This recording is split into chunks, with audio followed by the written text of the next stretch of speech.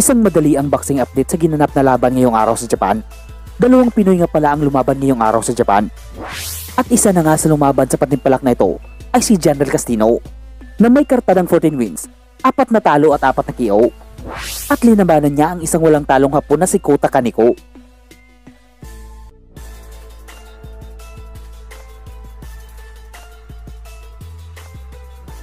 Pero sa labang ito ay hindi pinalad si Kabayan at natalo sa isang knockout.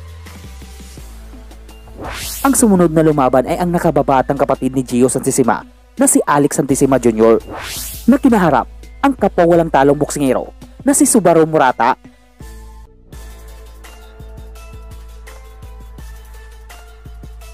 Sa labang ito ay naging solido si Santissima na naging maganda ang ipinapakitang galaw sa laban. Pero habang tumatagal ang laban ay nasasaktan na ito sa mga patama ng Hapon sa katawan. Kaya naman hindi naglaon ay bumigay ito at natalo sa isang knockout.